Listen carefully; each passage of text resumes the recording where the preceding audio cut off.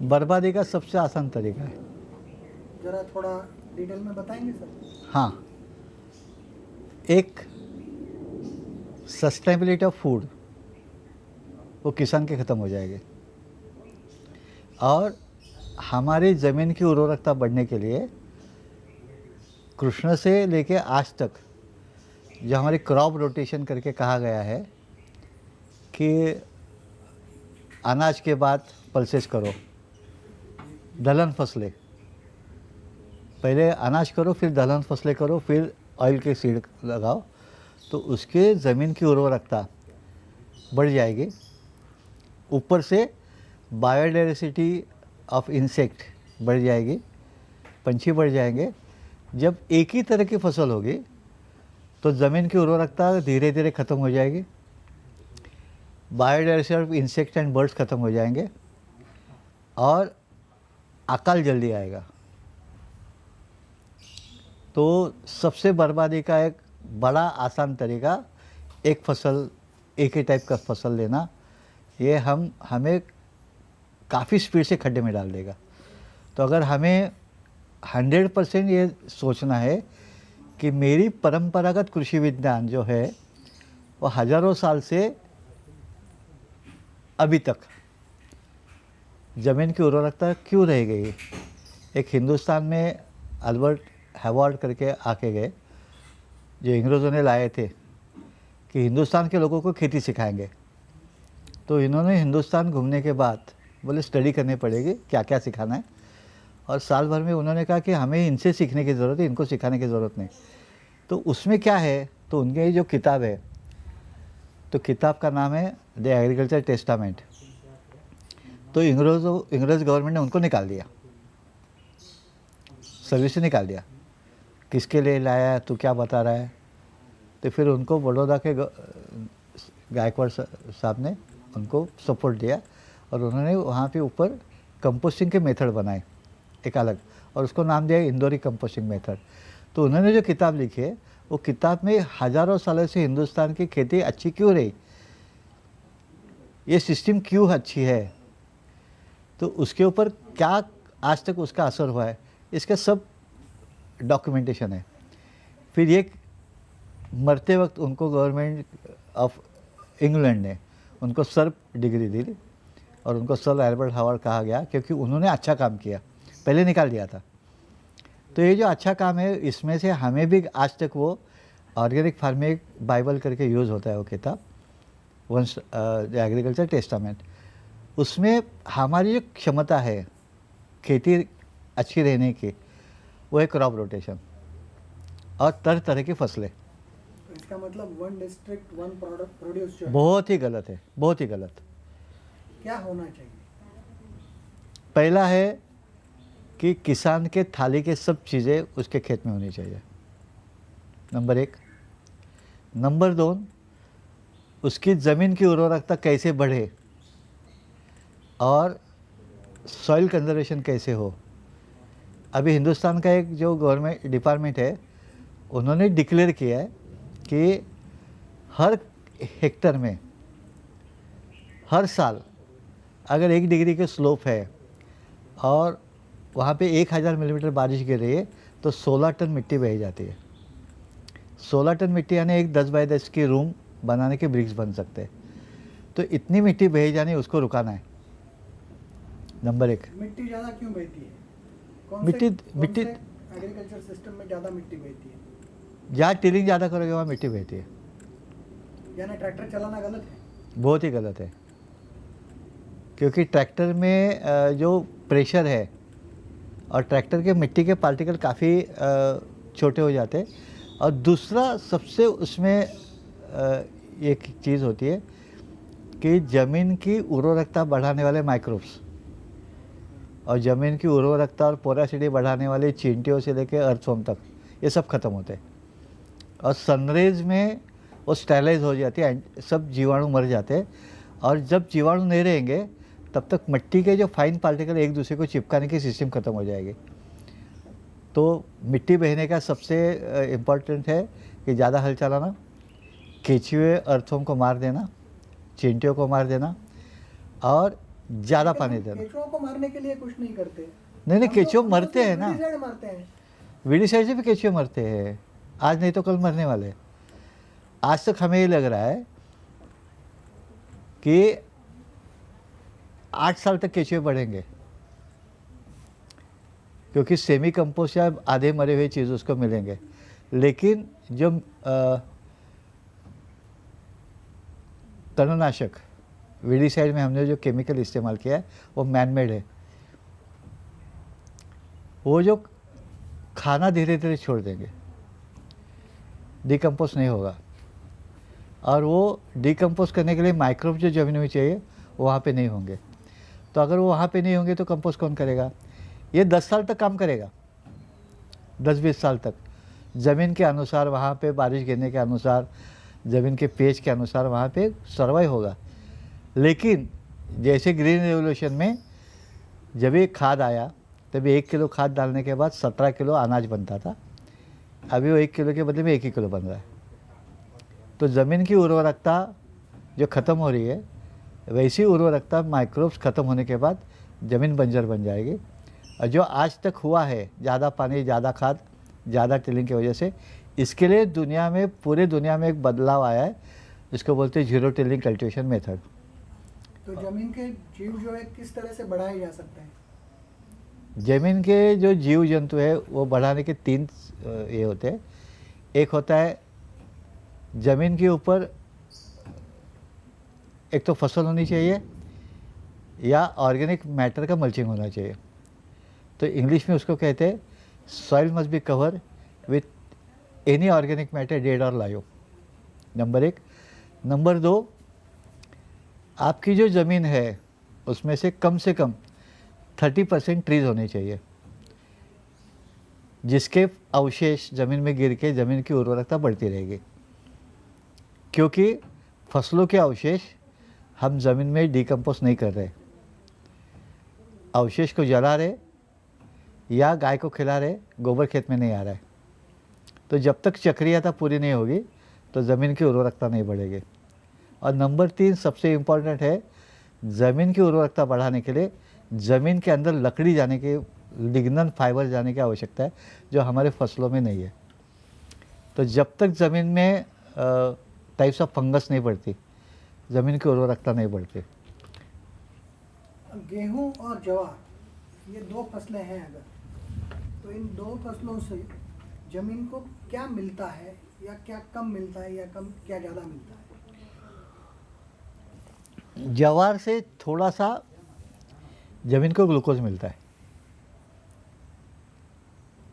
और उसके 2 चीज़ें होती है।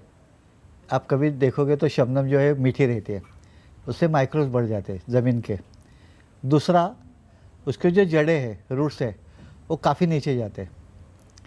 हमारे हिंदुस्तान का जो तरीका है उसमें हमने एक डिस्ट्रीब्यूशन किया है कि ऊपर की फली आदमी खाएगा, झाड़ कैटल खाएंगे, और जड़ ज़मीन खाएगी।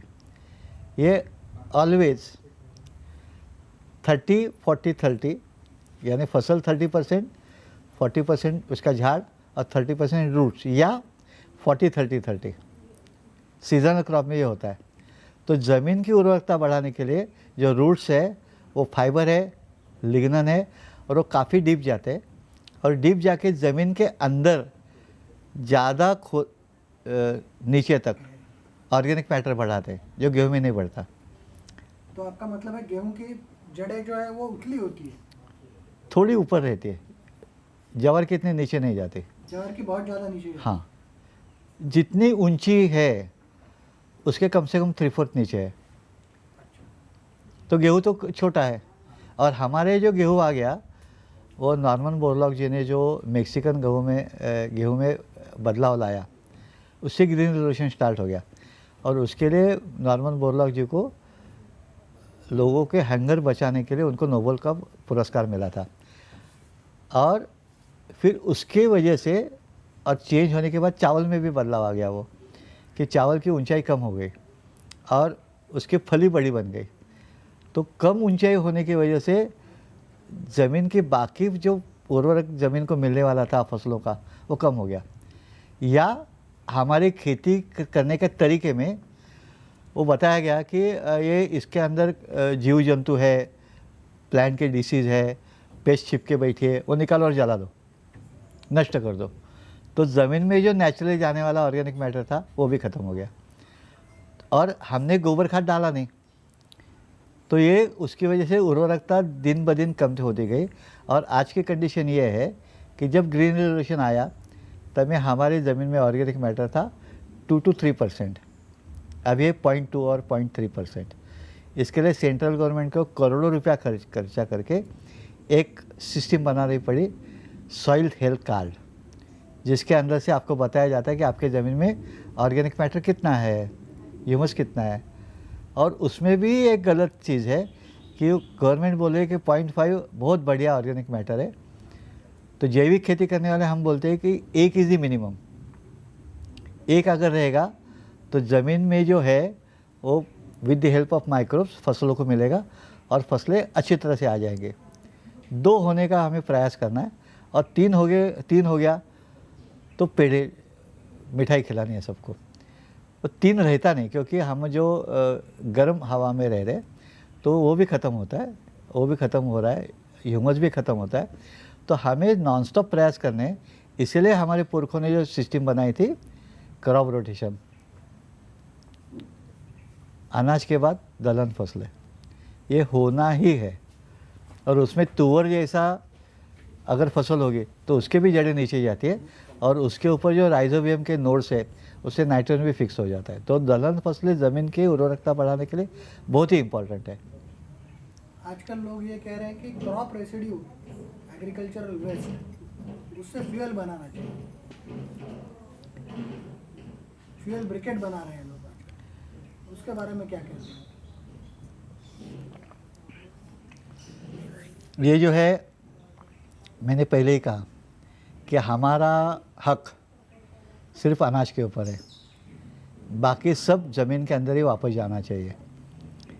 अगर मैं जला रहा हूँ, उसके ब्रिकेट बना रहा हूँ, तो उसके बदले में ज़मीन को वापस क्या कर रहा हूँ?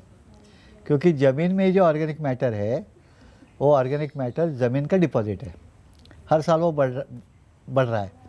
अगर मैं उससे से निकाल लूँगा तो मेरा डिपॉजिट कम होते जाएगा। तो एक दिन मेरी बैंक बोलेगी, सॉइल की बैंक, बेटा आपकी ज़मीन में कुछ है नहीं, हम फसलें नहीं ला पाएंगे। तो अगर हमें फसलें रखनी है तो हमें ये जो चक्रीयता है ये मेंटेन करनी है, या मेरा जितना बाहर गया उतना वापस कुछ दूसरा डालने की तरकीब ढूंढनी चाहिए। तो आजकल जो फ्यूल है, फ्यूल में जो बदलाव आ रहा है कि सोलर लगा रहे हैं, विंड लगा रहे हैं, तो क्या हम ये जलाने के बदले में ऐसा कुछ नहीं कर सकते कि जिससे वहाँ पे हीट बनेगी और उसका कन्वर्शन करके हमें ऊर्जा मिलेगी? ये तो ऊर्जा ही बना रहे हैं ना। तो ऊर्जा बनाने का तरीका बदल लेंगे तो शायद ये हमारा बच पाएगा, तो हमारी ज़मीन की उर्वरकता रह पाएगी, तो ही हमारी इतने आबादी को हम अच्छा खाना, हेल्दी फूड दे पाएंगे। अभी खाना है लेकिन वो हेल्दी नहीं है। तो हमारा आगे का स्लोगन ये होना चाहिए, अधिक धान्य पिकवा नहीं, हेल्दी फूड पिकवा, विकलते पिकवा नहीं। 1 डिस्ट्रिक्ट 1 क्रॉप के जगह पे 1 फील्ड मोर क्रॉप, ऐसा कुछ होना चाहिए। यही होना चाहिए जो हम लोग बोले मल्टी क्रॉपिंग। एक ही खेत में अलग अलग फसलें होंगी, एक साथ होंगी। हाँ, तो उससे अलग अलग चीज़ें मिलेगी। जैसे मैंने कहा कि नारियल जो है, नारियल के साथ केला रहेगा तो केले में पोटैश है और नारियल के पोटैश की ज़रूरत है। ये दोनों जब एक साथ रहेंगे तो शायद नारियल का उत्पादन भी बढ़ेगा और सॉइल का हेल्थ भी रहेगा। तो हमें पूर्वजों ने ये सिखाया है कि आपकी ज़रूरतें पूरी करते करते आपको ज़मीन की उर्वरकता रखनी है या बढ़ानी है। एक डिस्ट्रिक्ट में सिर्फ केले ही केले लगाए तो नुकसान होगा 100%। एक डिस्ट्रिक्ट में सिर्फ मक्का लगाया और ज़्यादा नुकसान होगा। एक डिस्ट्रिक्ट में सिर्फ धान लगाया ज़्यादा पानी देने की वजह से ज़मीन का सॉल्ट आ जाएगा ऊपर और पानी ख़त्म हो जाएगा। एक डिस्ट्रिक्ट में अगर सिर्फ गेहूं लगाया, बेसिकली हम ये कर नहीं पाएंगे क्योंकि हर फसल का सीज़न रहता है। जैसे कि गेहूँ है, वो शॉर्ट डे क्रॉप है, तो पूरे साल भर हम गेहूँ कर ही नहीं पाएंगे। तो ये कुदरत के जो उसूल है, कुदरत के जो दिख रहा है, उसके अनुसार हमारे पुरखों ने फसल चक्र बनाया। और फसल चक्र और वर्षा चक्र का ताल्लुक जब तक नहीं होता है तब तक हमारी ज़मीन की उर्वरकता भी नहीं बढ़ेगी और फसलें भी अच्छे नहीं आएंगे। तो क्या गेहूं और प्याज एक दूसरे से अल्टरनेट करते रहेंगे तो चलेगा? बेचा जाएगा, किसान का पेट नहीं भरेगा, क्योंकि किसान के थाली में सिर्फ गेहूँ और प्याज नहीं रहता है ना। हमारे थाली में जो चीज़ें हैं, बीच में है कार्बोहाइड्रेट और सबसे क्वांटिटी में, और कार्बोहाइड्रेट अलग अलग मुल्क के अलग अलग है, जवार से लेकर रागी तक है। उसके बाजू में सब्जी जो इसके आधी है, यानी समझो मेरा 400 ग्राम कार्बोहाइड्रेट है तो मेरी 200 ग्राम सब्जी है। और उसके बाजू में है प्रोटीन्स यानी दाल, वो इससे आधे है। यानी कार्बोहाइड्रेट अगर 400 है तो प्रोटीन्स मेरे 100 है। तो ये, और उसके दाहिने बाजू स्पाइसेस है, और वो थोड़े छोड़े, क्वांटिटी कम होती जाएगी। तो उसमें स्पाइसेस भी मिलेंगे, टेस्ट भी मिलेंगी, नमक भी मिलेगा, अलग अलग क्षार मिलेंगे, लेकिन वो कम होंगे। फिर उसके बाजू में कच्चा खाने वाली चीज़, और बीच में थोड़ा सा मीठा है। तो इसका मतलब ये है कि जैसे थाली में अलग अलग चीज़ें होती है, उसी तरह से अपने फार्म में भी अलग अलग फसलें होनी ही चाहिए, होनी नहीं चाहिए ना, होनी ही चाहिए। नहीं तो जिसको हम लोग बोल रहे हैं शाश्वतता, सस्टेनेबिलिटी, सस्टेनेबिलिटी लाने का सबसे आसान तरीका है biodiversity in crops in your own farm. ये जब तक नहीं होगा सस्टेनेबिलिटी नहीं आएगी, क्योंकि किसान निर्भर रहेगा, दूसरे के ऊपर नहीं रह सकता ना। वो आत्मनिर्भरता के लिए फसल विविधता की जरूरत है, होनी चाहिए। वो सिर्फ आपके लिए नहीं, ज़मीन के लिए भी और इकोसिस्टम के बाकी जो घटक है, यानी रेप्टाइल से लेके इंसेक्ट तक, उनकी भी ये ज़रूरत है और उनका रोल हमारे जीवन में अहम है। जैसे कि मधुमक्खी है, अगर मधुमक्खी गई तो हमारी जो क्रॉस पोलिनेटेड फसलें वो ख़त्म हो जाएंगे और हमारी विविधता खाने की और क्वालिटी ऑफ फूड वो ख़त्म हो जाएगा। तो ये सबके साथ, पंतप्रधान जी का एक घोष है, वाक्य है, सबके साथ सबका विकास। तो सबका साथ जब तक नहीं मिलेगा खेती अच्छी नहीं बनेगी। तो ये बनानी ही पड़ेगी, और इसका प्रयास अगर हम गलत करें तो ये गलत निकाल के हमें अच्छा प्रयास करना पड़ेगा कि हमने गलती की है, ठीक है, गलती करना कुछ गलत नहीं है, अब सुधार लें। सुधारा ही नहीं तो गलती है, तो सुधारना है। और मेरे पोते तक अगर ज़मीन अच्छी रहेगी तो मेरा पोता वहाँ खेती कर पाएगा। वो खेती करेगा कि नहीं करेगा मालूम नहीं मुझे, लेकिन ज़मीन की उर्वरकता जब ख़त्म हो जाएगी हमें दूसरे देशों के ऊपर निर्भर रहना पड़ेगा, जो इन द फ्यूचर, नहीं तो आज भी अच्छा नहीं है कि आज ही हमारे दलहन फसलें हम अफ्रीका से ला रहे हैं। आज हमारा ऑयल 70% ऑयल, ईटेबल ऑयल, और फ्यूल सिर्फ 18% हमारा हो रहा है, वो सब हम बाहर से ला रहे। इसके ऊपर हमारा काफ़ी पैसा, फॉरेन करेंसी इस्तेमाल हो रही है। और जब वो समझो कुछ, जैसे कि आज ये 2 साल में कोविड आ गया, एक्सपोर्ट इंपोर्ट भी बंद हो गया, तो हम तुअर दाल का सिर्फ सोचेंगे तो फिर तुअर दाल कहाँ से लाएंगे? ऑयल का सोचेंगे तो ऑयल कहाँ से लगे? आज हमारा 70% ऑयल, ईटेबल ऑयल इंपोर्ट हो रहा है। ये हमारे लिए सस्टेनेबिलिटी के लिए बहुत ही ख़राब चीज़ है। जो 30 साल पहले सिर्फ 15% था, आज वो 70% हो गया, क्योंकि फसल का चक्र हमने चेंज किया है और हमारे जो आदरणीय राजेंद्र सिंह जी है, वो तो कई बार यही बोलते हैं कि जब तक फसल चक्र और वर्षा चक्र का ताल्लुक नहीं होगा, आपको भगवान भी मदद नहीं कर पाएगा।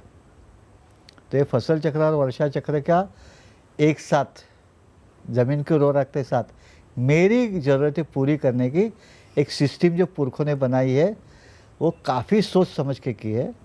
तो उसमें और चेंज क्या कर सकते हैं, वो विज्ञान से शायद हम दवा चेंज कर सकते हैं, बायोपेस्टिसाइड यूज़ कर सकते हैं जिससे पोल्यूशन ना हो, लाइट ट्रैप यूज़ कर सकते हैं।